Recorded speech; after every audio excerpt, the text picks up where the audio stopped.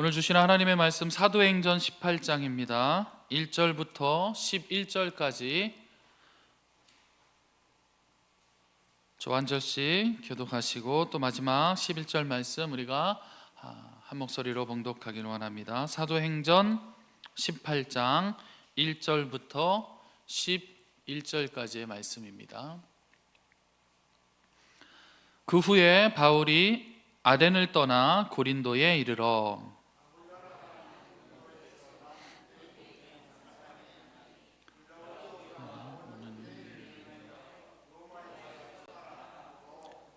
그가 그 안에 브리스갈라와 함께 이달라야로부터 새로운지라 바울이 그들에게 가매 생업이 같으므로 함께 살며 일을 하니 그 생업은 천막을 만드는 것이더라.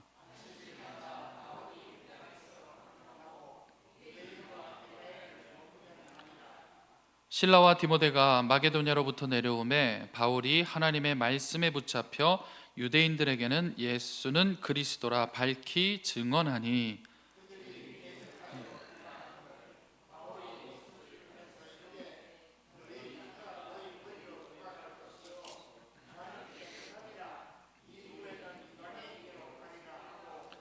거기서 옮겨 하나님을 경외하는 디도 유스도라 하는 사람의 집에 들어가니 그 집은 회당 옆이라.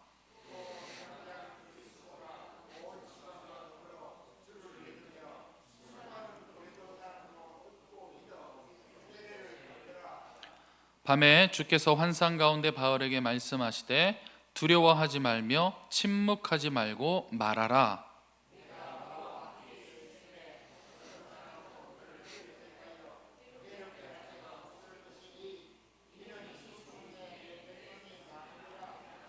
함께요. 1년 6개월을 머물며 그들 가운데서 하나님의 말씀을 가르치니라. 아멘. 메리 크리스마스. 메리 크리스마스. 할렐루야. 아멘. 아멘. 우리 지난 시간에 이제 아덴에서 또 실라와 디모데를 기다렸던 바울이 좀 안타깝죠. 쫓기고 또 쫓겨서 혼자 고린도에 먼저 도착을 하게 됩니다. 그러고 보면 저와 함께 이제 사도행전을 통해서 2차 선교 여행의 행적을 따라가고 있는데요. 2차 선교 여행의 일정이 참 만만치가 않습니다. 빌립보에서는 죽을 만큼 매를 맞고 쫓겨났고 또다시 데살로니가에서도 쫓겨났었습니다. 그리고 베레아에서 또 아덴으로 또 아덴에서 오늘 고린도로 계속해서 바울은 몸과 또 마음에 큰 상처를 안고 주의 길을 걸어갑니다. 그래서 딱 지금의 바울의 상태를 바울이 고린도 교회에 편지하면서 이렇게 기록을 하는데요. 우리 앞에 말씀 함께 보겠습니다. 고린도전서 2장 3절 말씀입니다. 함께 읽을까요? 내가 너희 가운데 거할 때에 약하고 두려워하고 심히 떨었노라.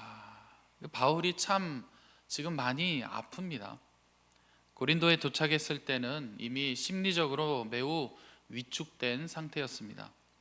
그래서 그는 지금 약해졌고 또 두렵고 또 떨고 있는 상태가 맞습니다. 그리고 그는 지금 혼자 있습니다. 실라와 디모데가 오기만을 계속해서 기다려왔지만 언제 도착할 알 수 있는 방법이 없기 때문에 아덴을 떠나서 혼자 고린도에 올 때까지 계속해서 친구들 또 동역자들 또 내게 위로자가 될 사람들을 기다리고 있습니다. 그러고 보니까 지금 두 번째 선교 여행은 처음에 배를 타고 유럽으로 건너갈 때 하나님이 순풍을 불게 하셔서 이끄신 것 외에는 계속해서 어렵고 힘이 빠지는 일들이 연속되고 있음을 우리가 잘 알 수 있습니다. 그런데 이제 고린도에 도착해서 보니 하필 도착한 고린도 지역은 지금 이러한 상태에 있는 바울에게 오히려 더 그 숨통을 좀 조이는 듯한 그런 모습을 갖고 있는 도시였습니다. 고린도 지역은 어떤 지역이냐면 위아래로는 땅을 잇고 있는 교통의 요충지였습니다. 그리고 좌우로는요 해상을 이어주고 있는 또 교통의 핵심지였습니다. 땅을 잇고 바다를 잇는 중심에 있다 보니까 자연스럽게 경제가 발전하기 시작을 합니다. 경제가 발전하니까 그 지역, 그 도시가 부유하게 시작합니다. 또 배들이 많이 들락날락 거리다 보니까 안전한 항해를 위해서 그곳을 지나가는 나라들의 모든 우상들이 안전하게 지켜주세요 하는 마음에 그 우상들이 집결해 있는 도시가 바로 고린도 도시입니다. 우리 요즘에는 잘 못 들은 것 같습니다. 예전에 속옷 브랜드, 우리 여성 속옷 브랜드 이런 로고송 기억나시죠? 사랑해 땡땡땡 이런 거 있었는데 기억나시죠? 뭐라고 합니까? 사랑해 비너스 이렇죠. 아프로디테 여신입니다. 어떤 그 사랑의 여신이라고 불리는 그 아프로디테, 그 비너스를 숭배하는 중심지가 바로 이 고린도 지역입니다. 또 바다의 신입니다. 포세이돈이라는 신을 섬기던 도시가 바로 이곳입니다. 각 신전마다 어떤 일들이 있었냐면 숭배자들을 맞이하는 그런 여성들로 가득했던 도시가 바로 이 고린도 지역입니다. 그 당시에 이런 말들이 생겼습니다. 고린도 소녀 이런 말들이 이제 시작이 됩니다. 이 무슨 뜻이냐면 매춘부들을 가리키는 말인 겁니다. 그만큼 고린도 소녀야, 그 여자 고린도 소녀야, 고린도를 대표하는 어떤 이런 말도 생깁니다. 또 이런 말도 그 당시에 생겨났습니다. 야, 저 사람 고린도 사람 같아. 이게 무슨 뜻이냐면 성적으로 문란한 사람이야, 이런 말들도 시작이 됩니다. 고린도는 어떤 도시였냐? 심각하게 타락한 도시였다라는 것을 나타내는 것이죠.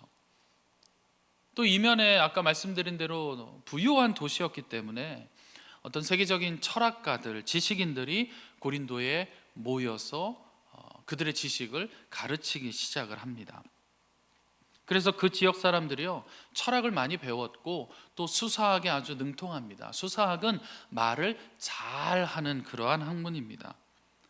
그래서 또 생겨난 말이 있습니다. 어떤 말이냐면 저 사람 고린도 사람처럼 말해, 이런 말입니다. 그게 무슨 뜻이냐면 저 사람 참 말을 잘해, 지혜롭게 말하고 설득력 있게 말해, 이런 사람들을 보고 저 사람은 고린도 사람처럼 말하네, 이런 말도 생겨났습니다. 그런데 지금 바울이요 아픈 상태에서, 심리적으로 위축된 상태에서, 약해지고 또 두렵고 떨고 있는 상황에서 만나게 된 이 도시는 바울의 마음으로 하여금 복음을 선포하기에는 참 적절하지 않은 곳으로 보일 수 있는 것입니다.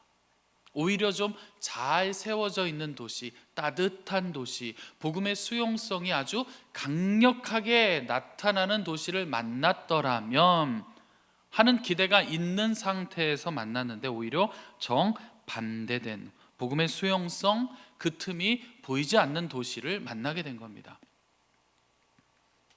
그러나 이러한 곳에서 바울은요 가장 오랜 시간인 1년 반이라는 18개월이라는 시간을 그곳에서 머물면서 교회를 세우게 됩니다.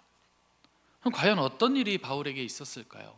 무슨 동기가 생겨서 그 오랜 기간 동안 머물면서 교회를 세울 수 있게 됐을까요? 오늘 그 세 가지의 하나님의 위로를 저와 함께 살펴보겠습니다. 하나님께서 그에게 3번에 걸쳐 위로를 하시는데요, 첫 번째 위로는 이곳에서 새로운 동역자를 만나게 하십니다. 우리 앞에 말씀 2절 한번 보시면서 같이 한번 읽어보겠습니다. 시작. 아굴라라 하는 본도에서 난 유대인 한 사람을 만나니 글라우디오가 모든 유대인을 명하여 로마에서 떠나라 한 거로 그가 그 아내 브리스길라와 함께 이달리아로부터 새로 온지라. 바울이 그들에게 가매. 그러니까 이 부부가 지금 소개되는 부부는요 원래는 로마에서 살던 부부입니다. 그런데 말씀에 소개한 대로 당시의 황제인 글라우디오가 명령을 해서 모든 유대인을 다 로마로부터 추방시킵니다. 쫓겨난 겁니다. 로마 안에서 유대교 사람, 그러니까 유대인인데 유대교를 믿는 사람과 또 그리스도인, 예수를 주로 시인하는 사람들이 충돌하기 시작하고 그 충돌이 점점 더 커지고 심지어는 이제 유대인들이 폭동을 일으키다 보니까 이거 안 되겠다. 로마에서 유대인들 다 추방하자. 그래서 이때에 쫓겨난 유대인들이 5만 명에 달합니다.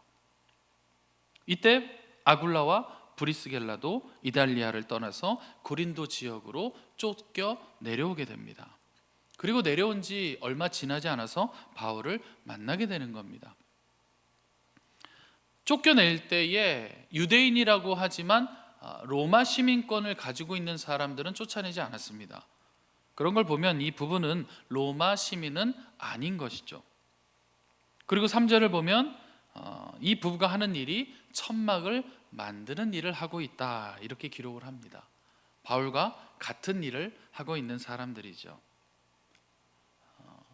저는 이 말씀이 이렇게 다가오게 됩니다. 천막을 만드는 사람이 천막을 만드는 일이 얼마나 고되고 힘든지를 알 수가 있겠죠. 상처를 받아본 사람이 그 상처가 얼마나 아픈지도 알 수 있는 겁니다. 그리고 강제로 원치 않았는데도 불구하고 쫓겨나 본 사람이 쫓겨난 사람의 심정이 어떤지를 헤아릴 수 있는 겁니다. 어떻게든 좀 살아내서 복음을 전하려고 애쓰다 보니까 몸도 망가지고 마음도 다 망가져 버린 바울에게 또 엎친 데 덮친 격으로 그런 힘든 도시로 보내졌고, 바로 그때 하나님은 바울에게 브리스길라와 아굴라 부부를 만나게 하시는 겁니다. 바울은 원칙이 있습니다. 지역을 옮겨가면요, 회당으로부터 유대인에게 먼저 복음을 전합니다. 그래서 지금 유대인 부부인 어떤 브리스길라와 아굴라를 만난 것도 당연히 회당에서 만나게 됩니다. 오늘 말씀 좀 깊게 묵상해 보면, 근데 만나고 주저함이 없이, 망설임이 없이 이 부부와 함께 생활하기를 시작을 합니다. 여기에 좀 숨겨져 있는 뜻이 있는데요, 무엇이냐면 지금 이 부부도 이 고린도 지역으로 오기 전부터 이미, 그러니까 바울을 만나기 전부터 이미 로마에서 성숙한 신앙이 세워져 있는 그리스도인이다, 이런 뜻이 되는 겁니다. 그러니 바울이 그들에게 복음을 전할 이유가 없이 그들과 함께 동역을 바로 시작할 수 있게 되는 거죠. 그러다 보니까 또 한 가지 알 수 있는 것이 있죠.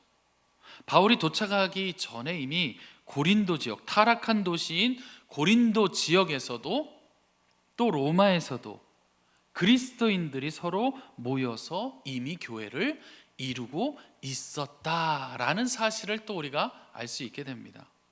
예수를 주로 시인하는 교회가 이미 세워져 있었다는 사실인 것이죠. 성경에 지금 조명되어 있는 바울과 또 동시대에 성경에 이름이 없는 수많은 바울이 지금 세계 각국에서 성경에서 조명하고 있는 바울과 같은 박해를 받으며 교회를 세우고 있다라는 사실을 바울도 알게 되는 겁니다. 사실은요, 이 사실만으로도 바울에게는 얼마나 큰 위로가 되는지 모릅니다. 바울은 이제 혼자가 아닌 게 되는 거죠. 구약시대에 엘리야 때에 바알에게 무릎 꿇지 않은 7,000명, 그 7,000명이 지금 신약시대에도 여전히 활동하고 존재하고 있다라는 증거를 아굴라와 브리스길라 부부를 통해서 바울이 확인하게 됩니다. 이 부부가 여러 설명보다는 바울에게 얼마나 큰 위로가 됐고 또 얼마나 큰 힘이 되었는지는 사실 성경에 딱 한 문장으로 정확하게 표현하고 있는데요, 로마서 16장 4절에 이렇게 기록합니다. 우리 앞에 말씀 보고 같이 읽어보겠습니다. 시작. 그들은 내 목숨을 위하여 자기들의 목까지 내놓았나니 나뿐 아니라 이방인의 모든 교회도 그들에게 감사하느니라. 아멘. 사실은 이거면 됩니다. 그렇지 않나요? 사실은 이거 하나면 충분합니다. 다시 일어서기는 충분합니다. 바울에게 내 목숨을 위하여 자기들의 목숨까지 내놓는 그러한 동역자가 있다면 그거 하나로 충분합니다. 다시 일어설 수 있습니다. 옆에 한번 볼까요? 이 순간 또 어색한 순간이 찾아오지만 주로 부부끼리 앉아 계시죠. 옆에 한번 보시고 뒤도 한번 보겠습니다. 우리 이렇게 한번 사랑의 마음으로 한번 인사해 볼까요? 저도 당신의 동역자가 되겠습니다. 시작. 저도 당신의 동역자가 되겠습니다. 할렐루야. 이거 하나면 다시 일어나기에 충분하지 않을까요? 이 구절 가운데에 예수님의 그 진리의 사랑이 담겨져 있어서 그렇습니다. 예수님께서 우리에게 보여주셨던 사랑이 무엇인가요? 자신의 생명이 누구 한 생명을 살리기에 충분하다면 아깝지 않고 내놓았던 사랑. 지금 브리스길라와 아굴라 이 부부가 바울을 위해 목숨까지도 내놓겠다. 이거 하나면 충분합니다. 그런데 두 번째 또 다른 위로를 하나님께서 채워주십니다. 어떤 것이냐면 기다렸던 실라와 디모데가 마침내 바울을 향해 내려오게 됩니다. 우리 5절 말씀입니다. 앞에 보시고 같이 한번 5절 읽겠습니다. 시작. 실라와 디모데가 마게도냐로부터 내려오매 바울이 하나님의 말씀을 붙잡혀 유대인들에게 예수는 그리스도라 밝히 증언하니. 아멘. 옛날에 이런 말 많이 했는데요. 기다리고 고 기다리던, 띄어쓰기를 다르게 한 거죠. 기다리던 그 친구들, 동역자들이 드디어 바울 옆으로 내려온 겁니다. 이것만으로도 위로가 되고 힘이 되는데 이들이 그냥 들어온 것이 아니라 데살로니가 교회의 소식을 가지고 돌아옵니다. 어떤 소식이냐면요, 바울이 떠난 이후에 지금 어떤 일들이 진행되는가. 놀라운 사실은요, 교회가 계속해서 지금 핍박 중에 있지만 그럼에도 불구하고 지금 급성장을 하고 있다. 이 사실을 가지고 옵니다. 이 소식을 들은 바울 역시나 또 이거면 충분한 겁니다. 이 사실 하나면 다시 일어나기에 부족함이 없습니다. 데살로니가에서 불량배들에게 쫓겨서 나오고 또 그 전에 어떤 일이 있었는가요? 빌립보에서는 점치는 요정을 예수 그리스도 이름으로 구원의 길로 안내해 줬는데 매 맞고 찾고도 차고 거기서부터 쫓기듯 도망가야 됐고 또 이후에 불량배들이 따라와서 베레아까지 또 따라오게 되고 그래서 이제는 정말이지 다시는 내가 뒤돌아보기 싫었던 그 일들, 다시는 기억하기조차 별로 엄두가 안 났던 그 지역들, 그랬던 곳에서 지금 꽃이 피기 시작을 하는 겁니다. 열매가 맺히고 있는 겁니다. 바울의 마음이 어떻게 위로로 바뀔 수 있냐면 이제는 내가 당했던 그 핍박이 참으로 다행이었구나, 이렇게 생각이 바뀔 수 있는 겁니다. 왜냐하면 그 핍박을 뚫고 복음을 전했기 때문에 그렇게 세워진 교회도 핍박을 이겨내며 굴하지 않고 있는 소식을 듣게 된 겁니다. 바울의 마음이 이제는 바뀔 수 있는 계기가 되는 것이죠. 그런데 이 친구들이 한 가지 소식을 더 가지고 오게 되는데 무엇이냐면요, 빌립보 교회로부터 선교 후원금까지 지참해서 바울에게 전달해 줍니다. 그러고 보면 또 사실 이거면 되는 겁니다. 또 이거면 충분한 겁니다. 액수가 얼마였을까요? 액수는 사실 그렇게 크게 중요하지 않습니다. 빌립보에서 세워진 교회가 지금도 바울을 응원하고 또 바울이 가르친 그 길에서 벗어나지 않고 있고 또 앞으로 세워질 교회를 위해서 그들이 마음을 모아서 이 사역에 동참하는 헌금을 보내왔기 때문에, 즉 같은 길에 동행하고 있기 때문에 그 사실 하나만으로도 바울이 다시 일어나기엔 또 충분한 겁니다. 첫 번째 위로죠. 먼저는 새로운 동역자 부부. 그들을 만나서 다시 회당에서 강론하고 유대인과 이방인에게 복음을 전하는 일에 바울이 힘을 받기 시작했다면, 두 번째, 이번에는 원래의 동역자죠. 5절에서 실라와 디모데를 다시 만나고 또 그들과 함께 유럽에 세워진 교회가 잘 성장하고 있다, 이러한 소식을 듣고 또 선교 헌금도 전달을 받고 나니까 그 결과 지금 바울에게 어떤 모습이 나타나면은 하나님의 말씀에 붙잡히기 시작을 합니다. 저는 이 하나님의 말씀에 붙잡히기 시작했다라는 것을 좀 두 가지의 마음으로 보게 됐는데요. 우선은 슬럼프를 바울이 극복한 겁니다. 이제 약하고 두렵고 또 위축되어 있던 사람이요, 원래의 일로 다시 돌아갔다? 이거는 슬럼프를 극복해 냈다라는 뜻이 되겠죠. 그래서 다시 말씀에 붙잡히기 시작을 합니다. 또 두 번째 의미, 말씀에 붙잡혔다, 어떤 성경적인 의미는요, 말씀을 연구하고 가르치는 일에 모든 시간을 지금 바치기 시작했다, 이런 뜻입니다. 이게 성경적인 의미입니다. 어쩌면 후원금을 받았기 때문에 천막 만드는 일을 잠시 쉬고 오로지 말씀을 연구하고 강론하는 일에만 애쓸 수도 있는 환경적인 요소도 분명히 있었겠지만, 중요한 것은 무엇이냐면 말씀을 연구하고 가르치는 일에 모든 시간을 바치면서 바울이 회복이 되어서 슬럼프를 극복하고 다시 복음 전파자로서 회복이 되었다라는 뜻이 더 강한 겁니다. 그리고 이제 마지막 세 번째 위로를 하나님께서 부어주시는데요, 가장 중요한 예수님의 위로가 시작이 됩니다. 우리 9절과 10절 말씀 같이 한번 앞에 보시면서 읽어보겠습니다. 9절과 10절입니다. 우리 9절 10절 같이 읽겠습니다. 시작. 밤에 주께서 환상 가운데 바울에게 말씀하시되 두려워하지 말며 침묵하지 말고 말하라. 내가 너와 함께 있음에 어떤 사람도 너를 대적하여 해롭게 할 자가 없을 것이니 이는 이 성 중에 내 백성이 많음이라 하시더라. 아멘. 밤에 주께서 환상 가운데 바울에게 말씀하십니다. 밤에 주께서, 우리 예수님이 다시 바울에게 나타나십니다. 9절의 끝에 두려워할 필요가 없다. 복음을 전해야지, 너 지금 왜 침묵하고 있느냐. 다시 선포해도 돼. 그 근거는요, 10절에 첫 번째로 내가 너와 함께 있다. 지금 2차 선교 여행, 그 참으로 어려운 길 가운데 걸어가고 있는데 나는 계속해서 너와 함께 걷고 위로하며 그 길을 안내할 것이다 말씀하시죠.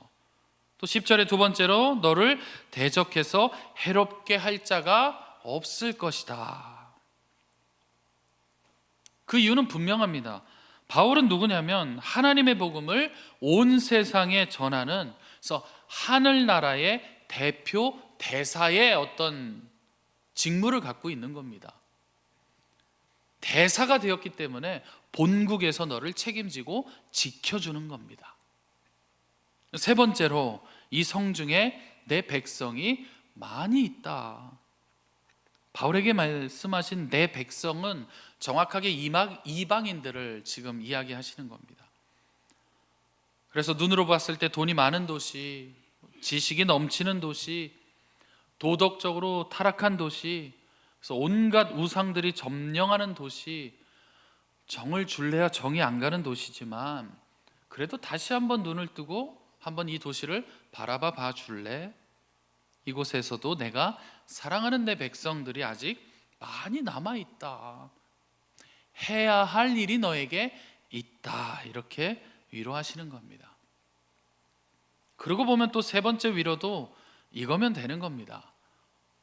이 하나로 이미 충분한 겁니다. 그래서 바울이 옛 동역자와 만나고 또 새로운 동역자와 더불어서 말씀에 붙들려서 1년 6개월을 머물면서 하나님의 말씀을 가르치고 교회를 세우게 되는 것이죠. 어디에서도 이 기간 동안 머물렀던 적이 없습니다. 가장 길게 지금 머물면서 교회를 세워가기 시작을 합니다. 그러면 고린도 교회의 가장 큰 열매가 무엇이었을까요? 8절을 보면 회당장의 회심 장면이 나옵니다. 그리스보라는 회당장이 복음을 받아들이고 그의 온 집안이 지금 예수를 주로 믿기 시작을 합니다. 오히려 유대인들에게는 엄청난 충격적인 사건이 되겠죠. 회당의 모든 일을 도맡아서 관리하는 회당장이 이제 유대교회에서 그리스도인으로 회심을 선포하게 되는 겁니다. 6절 말씀 눈으로 잠깐 보시면요, 사실 늘 바울을 괴롭히는 사람들은 유대인들이었습니다. 바울이 선언하죠. 그래서 내가 더는 유대인들을 향해서 교류하지 않겠다. 너희들에게 나는 할 만큼 다 했다. 더 할 것이 없다. 나는 이제 여기서 마치고 난 이방인들을 향해서 가겠다. 사실 그렇게 선언을 했지만 7절을 보면 그렇게 선언하고 유대인의 집에서 머물다가, 그 부부 집에서 머물다가 이방인의 집으로 옮겨가는데 하필 또 그곳이 회당 옆에 있습니다. 그 집이. 그리고 다시 바울이 회당으로 들어가는 겁니다. 그 어려운 문을 다시 열고 들어갑니다. 회당의 가장 큰 어른 회당장이 회심을 해서 돌아오게 되죠. 그러고 보면 지금 하나님께서 바울을 계속해서 위로의 순간, 다시 일어설 수 있는 순간을 만나게 하고 계시는 것을 우리가 알 수 있습니다. 쭉 내려가서 17절을 보면요, 소스데네라는 회당장이 등장을 하는데요, 그리스보의 다음 후대자입니다. 그러니까 지금 대를 이어서 회당장이 여전히 그리스도를 주로 시인하는 사람이 그 자리를 지키고 있는 겁니다. 바울로 인해서 열매가 맺어지고 그 열매가 또 다시 열매를 맺고 있는 장면까지 확인할 수가 있는 것이죠. 오늘이 생각해 보니까 2025년도에 마지막 수요 예배가 됩니다. 이제 다시 돌아가고 싶어도 2025년은 우리가 다시 돌아갈 수가 없습니다. 좀 돌아보면 어떠신가요? 후회되는 일도 좀 많이 있으셨죠? 또 힘들고 상처되고, 그래서 어떤 좀 틈이 나고 기회가 되면 포기하고 또 떠나고 싶은 일들도 많이 한 해 동안 있었으리라 생각합니다. 그러고 보면 내 맘대로 되는 게 정말 하나도 없습니다. 저도 그것을 배우면서 성장하고 있습니다. 가족도 내 맘대로 안 되고요, 자녀들도 다 크다 보니까 자녀들도 내 맘대로 잘 안 됩니다. 이때 우리에게도 필요한 것이 있다면 어떤 것이 필요할까요? 이때 우리도 이거 하나면 됩니다, 이거면 충분합니다 하는 위로가 무엇이 있을까요? 내일 성탄절인 거 다 알고 계시죠? 내일 11시에 다시 한번 만나서 예배합니다. 성탄절이 어떤 날입니까? 하나님께서 우리를 그냥 죄 가운데에 그냥 내버려 두지 않으시고, 상처 가운데에, 그 사망 가운데 그냥 버려두지 않으시고, 하나님께서 친히 우리를 직접적으로 관계하시려고, 살피시려고, 그래서 뗄래야 뗄 수 없는 관계로 만드시려고 하나의 사건을 벌이시는 그 날이 바로 우리에게 성탄절입니다. 그 일을 위해서요, 인류에 두 번도 없는 딱 한 번 하나님께서 친히 사람이 되어서 오신 성육신의 날이 바로 성탄절입니다.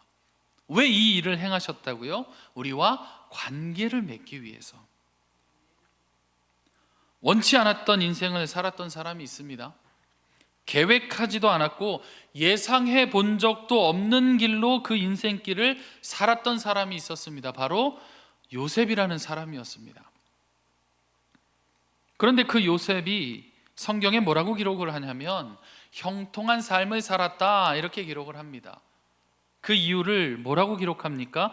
여호와께서 요셉과 함께 하셨기 때문에, 이렇게 기록을 합니다. 그래서 이후에 하나님께서 더 나아가서 이제 한 사람이 아니라 이스라엘이라는 하나님의 백성들을 출애굽시키시고 먹이시고 재우시고 입히시고, 땅도 주시고 법도 제정해 주시고 계속해서 그렇게 간섭하는 이유가 과연 어디에 있는가? 바로 여호와께서 요셉과 함께 하시어 형통했던 것처럼 이제는 이스라엘과 형통하시기 위해서, 이스라엘이 형통의 길을 걷게 하기 위해서, 내 백성과 함께 하시기 위해서, 그래서 이제 그 한가운데에 성전을 지어라. 그곳에서 언제든지 나랑 함께 만나자. 내 백성과 함께 하시기 위해서.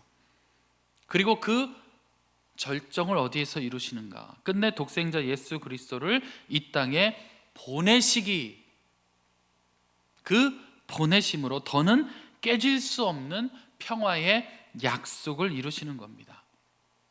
우리의 고백이 여기서부터 시작이 돼야 됩니다. 그래서 하나님, 이거면 충분합니다. 이거면 된 겁니다. 사실 때로는 이것 하나로는 좀 안 되는 것 같습니다. 우리가 이렇게 착각할 때도 하나님 우리에게 사람을 붙여주시고 우리를 위로하게 하셔서 다시금 우리가 그 예수 그리스도의 언약 앞으로 나아가도록 이끄시는 하나님, 오늘 본문에서도 또 우리의 삶에서도 그렇게 위로하시는 하나님이 나의 하나님, 우리 개성교회의 하나님이 되십니다. 그리고 오늘 본문을 다시 보니까요, 우리 주님께서 십자가의 도를 걷는 자에게 또 십자가의 도를 걸을 때에 가장 필요한 그 순간에, 어떤 순간일까요? 내가 이 십자가의 도를 포기하고 싶은 순간이죠. 어떨 때 포기하게 되나요? 내 생각과 판단이 나를 뚫고 나오는 순간에 그렇게 합니다. 그래서 내가 판단하고, 그러다 보니까 내가 복음의 가치를 스스로 깨버릴 수 있는 위험한 순간을 만나게 됐을 때에 하나님께서 그 하나님의 사람을 하늘의 나라의 대사로 보내주신 그 사람을 혼자 내버려 두지 않더라. 이것이 다시 눈에 보이기 시작을 합니다. 다시 한번 2025년이 막을 내리기 시작을 합니다. 가장 여러분의 1년의 삶 가운데에 뚜렷한 기억이, 어떤 기억이 있으십니까? 사실은 좀 좋은 기억은 금방 흘리기 마련이고요, 아프고 힘든 기억들이 좀 뚜렷하게 남아있는 것도 사실입니다. 하지만 우리가 오늘 고백해야 될 것이 무엇이냐면, 그럼에도 불구하고 우리는 여전히 예배의 자리에 있다라는 사실입니다. 내 마음대로 되는 것이 하나도 없는데 그럼에도 불구하고 하나님께서 여전히 우리를 사랑으로 인도하고 계신다라는 사실입니다. 그러면 우리도 이거 하나면 된 겁니다. 충분한 겁니다. 그 증거가 바로 내일 열릴 성탄의 감격의 예배가 되는 것입니다. 이제 우리에게도 2026년이 시작이 됩니다. 그러면 내가 이거 하나면 충분한 사람이 된 나는 2026년에 오히려 이제 우리가 위로자가 되보는 것은 어떨까요? 오랜 신앙의 여정을 함께 걷고 계시는 우리 공동체의 사람들에게 당신으로 하여금 맺어진 열매가 바로 이것입니다 하고 격려해주고 또 위로해주고 칭찬해 주시기를 바랍니다. 아멘. 그리고 함께 주의 음성을 듣기 위해서 우리도 다시 말씀에 붙잡히자고, 우리가 먼저 손 내밀고 또 기도해 주시는 아름다운 개성교회가 되시기를 주님의 이름으로 축복합니다.